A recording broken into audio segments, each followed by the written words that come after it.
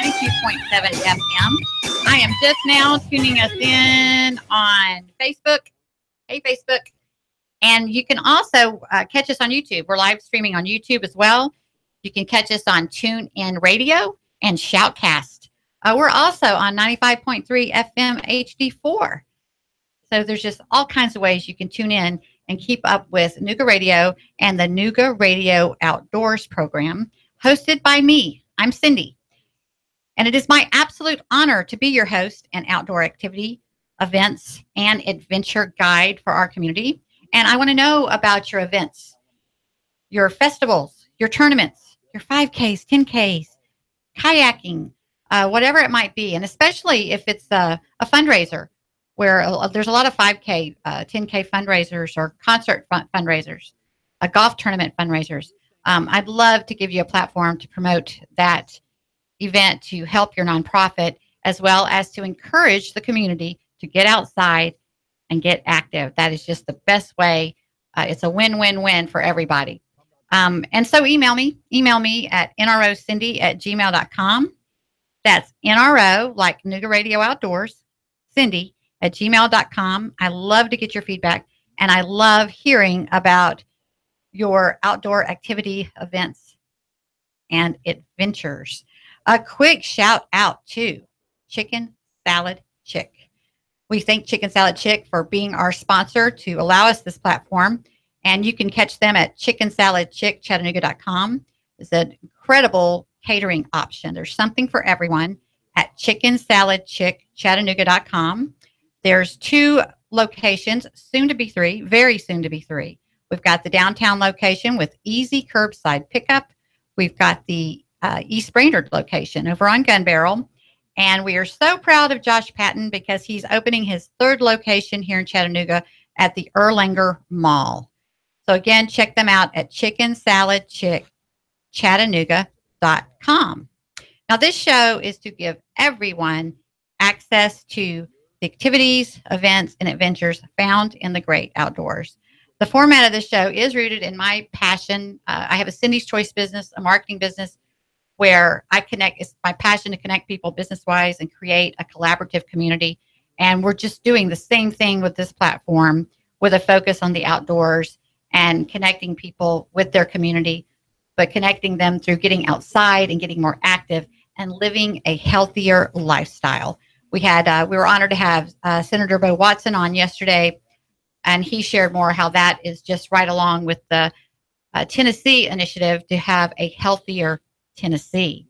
And now I have a wonderful guest. I am so honored to have Mickey McCamish joining us today. Hi, Mickey. Hi, Cindy, and thank you for having me. Oh, it's just my absolute pleasure. Now, many of you already know Mickey, but Mickey's a retired Navy captain of 27 years. He's a native Chattanoogan, and he works with the Friends of the Festival. So there's plenty to talk to Mickey about because festivals do get us outside. And we mostly relate the Friends of the Festival with Riverbend Festival, of course. That's right. And that's just one of the festivals that we do. And you know, Cindy, right now we have Riverfront Nights that's going on down at the Ross's Landing. This is coming up on our 4th music series, free music series right down there on the Ross's Landing. Okay, this is the 4th series of the Riverfront Nights? It is. We started on the 15th, had the 15th of July, the 22nd of July, the 29th of July, and here we are coming up on August the 5th, and then we'll have the 12th and the 19th. Oh, good. There's still plenty more then. Still plenty more. The weather's supposed to be good, just like last weekend. And this week, though, it's a different type of music. Yes. It's electronic type music, and I went online and I listened to Govinda and heard them play, and it's completely different. And that's the beauty of Riverfront Nights. It's 6 weeks free music festival, and it gives you the opportunity to have a lot of variety of music. Yeah, and that's a very popular genre. It's not something that you and I tune into very often, but it is. I'm familiar. I have millennial children. So it is a very popular genre. So that will be exciting. It is, and it's different. And, you know, Cindy, one of the other unique things we've got going on for the for the past 3 Riverfront nights, and again for the next 3. And that is at selling beer. And it's members of the Navy that sell beer. And what they do is it's a fundraiser for them, and they earn their money. First, we pay them so much per beer sold, but they also have tips that they receive. Okay. And what happens to the funds is it goes toward the Navy Ball, and the Navy Birthday Ball is coming up. It'll be October the 14th. It's the 242nd birthday of the U.S. Navy. So what these funds do for these Navy people, including myself, it goes to subsidize the Navy Ball. Yes. And it will be at the Chattanooga Choo-Choo this year on October the 14th. I love that. And I love that how your association with the Friends of the Festival connects the Navy and the armed forces and so forth like that, the military. There are so many military themed things and that get recognition and get support through your relationship in that organization. Cindy, you're right. It's been a little niche. It's been created at Friends of the Festival, and it's brought a military element to Friends of the Festival, and therefore to our community, because the community has benefited from several of the of things that we have done that involve the military. And it goes back to when we brought in 2014, in September of 2014, we brought in LST 325. LST is a Navy vessel.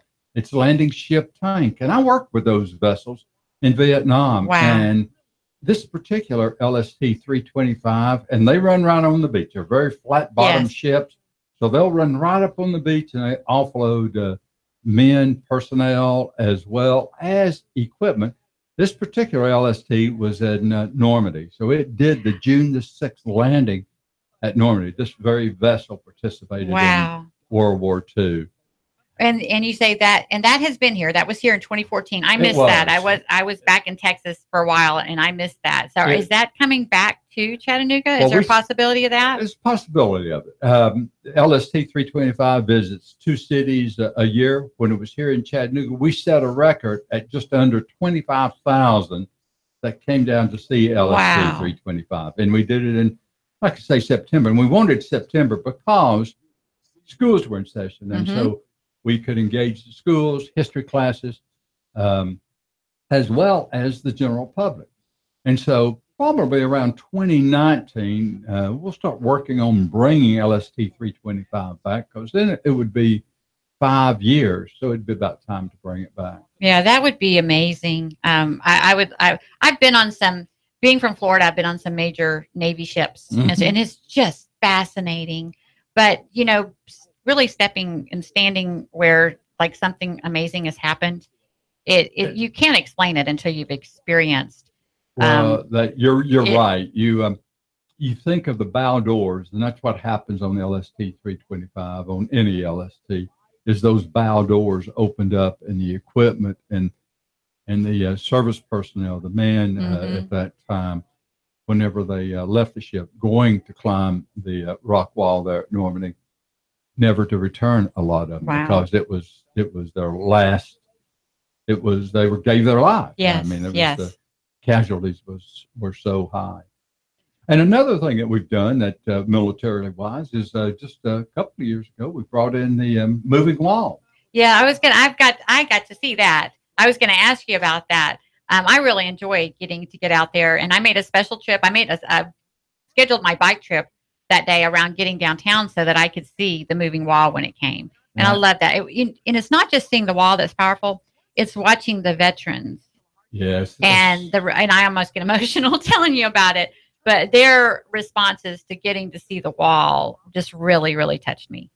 It is. And I served in Vietnam. I was there from 1967 to 1969, and 58,000 men and ladies gave their life for our country so that we enjoy the freedoms that we have. And one of the reasons we wanted to bring the wall here was that so many people will not be able to make the trip to Washington, D.C., and therefore bring closure to that particular part of their life. So we were able to bring the only replica of the Vietnam Veterans Memorial in Washington here. It was half the size of the Vietnam Veterans Memorial in Washington, right. A little over 250 feet. And then, of course, we put together Chattanooga Unite for the memory of the fallen. It was an amazing event. I actually got the honor of volunteering in that event. I actually worked the Celebrity Gate.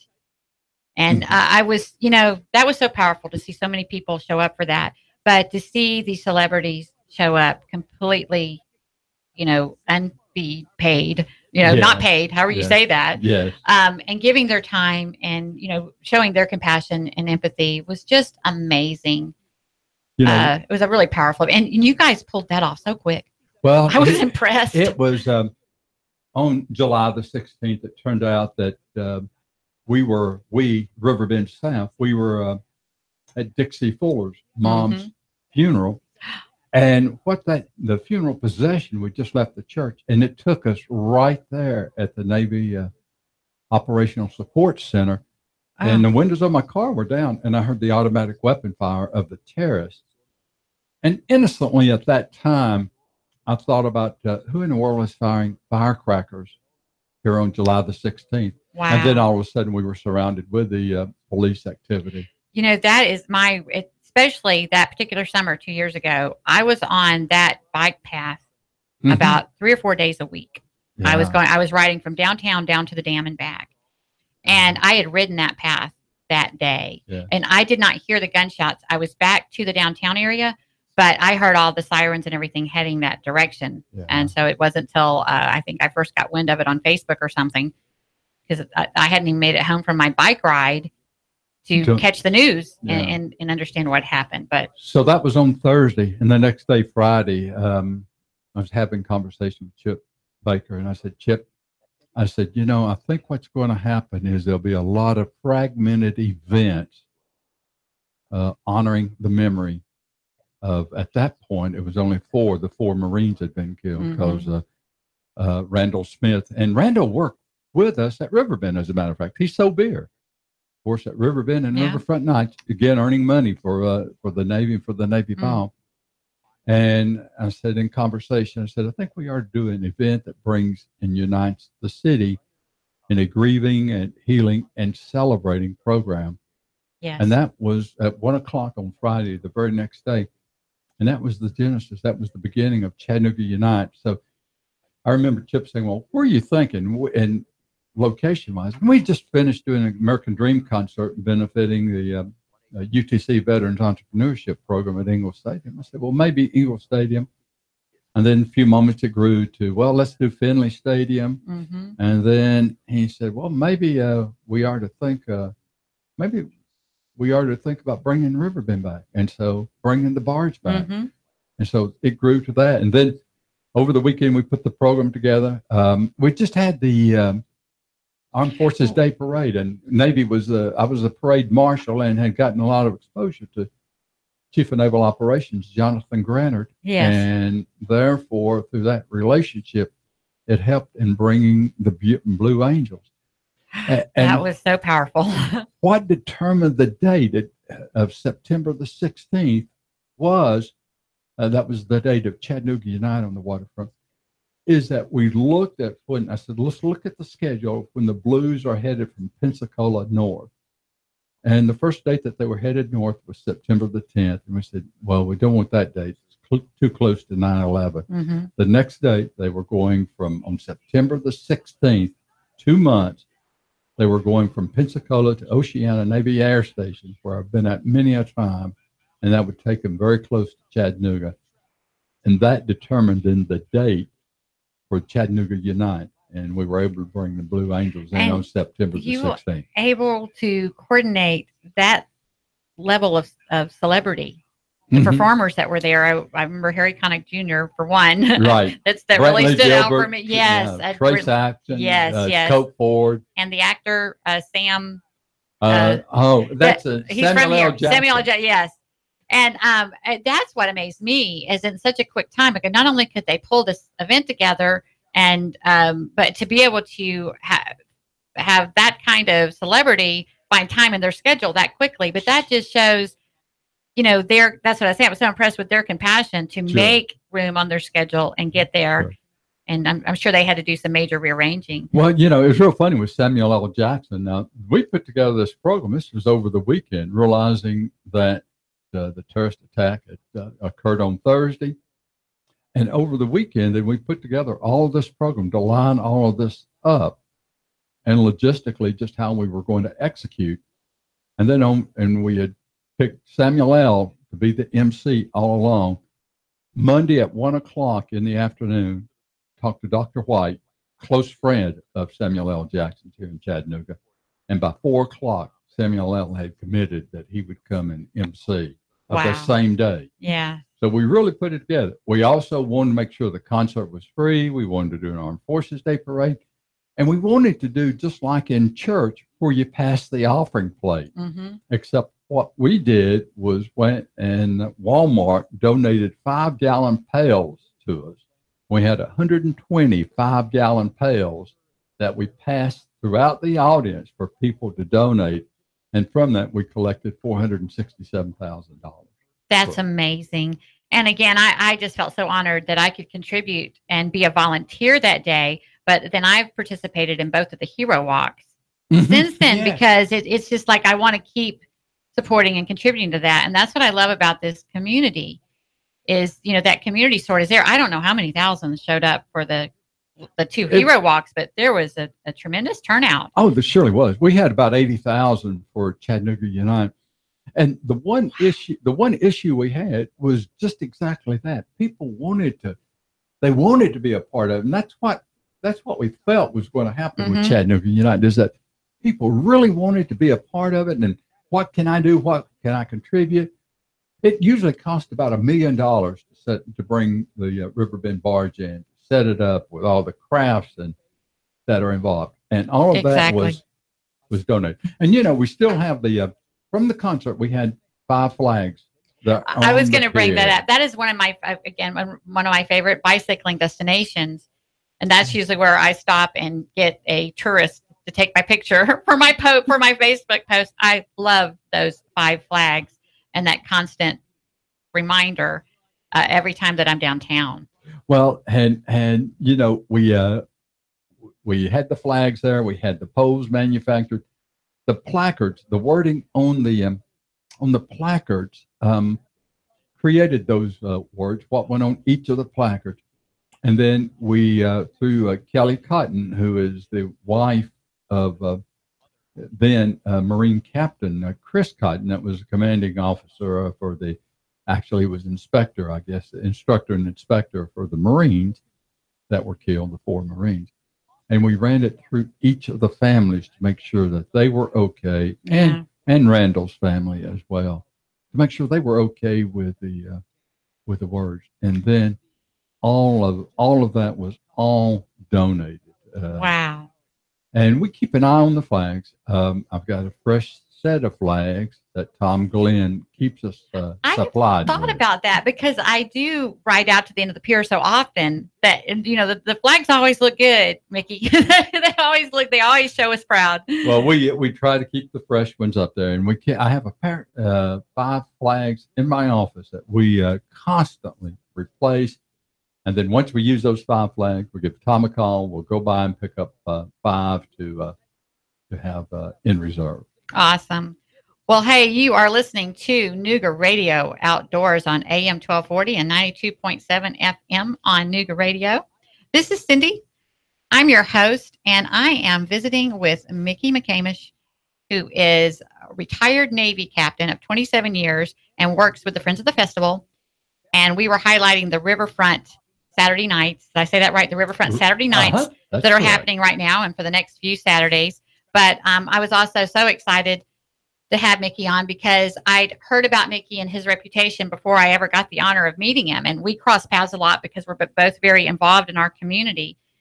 And that's one of the reasons that I wanted to have Mickey here is because he is such a contributor to our community. And especially when it comes to his compassion and dedication to the military, which is also a passion of mine. And you're involved in a lot of organizations, though, aren't you, Mickey? I know that you're involved in the Epilepsy Foundation. Yes, the Epilepsy Foundation at Siskin Hospital. And epilepsy is an outcome from a traumatic brain injury. It can be an outcome. And, the signature wound of the Iraq-Afghanistan wars is the traumatic brain injury. Right. And epilepsy can be an outcome of that. And even now, I did not realize that. Yes, it can be. It can be an outcome. And even now, Vietnam veterans, those families, through veterans, they're experiencing epilepsy. And so Epilepsy Foundation then provides its services, no cost to anyone that would need medication assistance, support groups, anything like that the foundation provides. When the Epilepsy Foundation has a fundraiser that pertains to outdoors in any way, please let me know so I can help promote those events with this platform. And, I have the Cindy's Choice platform as well, which is my business show. And that's what drives me, is this opportunity to help. So anytime that I can include, a good topic related to, the theme of the show, but we can tie in to support a nonprofit. I definitely want to, keep you on the rotation for all of that, because I know you're involved in so many things, and we still have a little bit of time. You mentioned about epilepsy, and about 2 years ago, this tomorrow night will be our third year. There isn't yet a cure for that medical condition. Right. It's a neurological condition. And so it came up with Strikeout Epilepsy. And so with the Chattanooga Lookouts, we're doing a program tomorrow night at AT&T Field, and it's called Strikeout Epilepsy. And the purpose is just to increase the awareness about epilepsy and the services that the foundation provides at no cost to our community. Well, and that's that you just got to get the word out. And that's what I'm loving this platform is getting people connected with more outdoor activities, because there's just so much we don't know. It's just like what Candace shared at the first half of the show.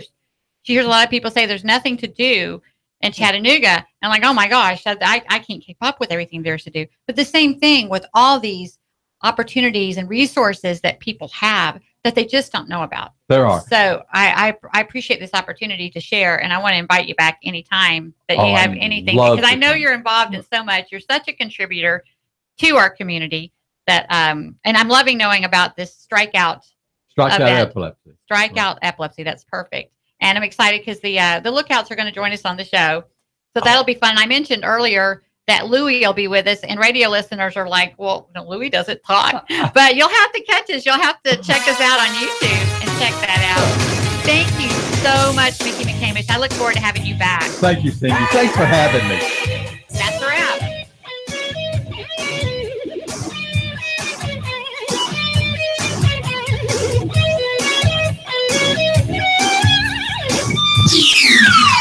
The Tennessee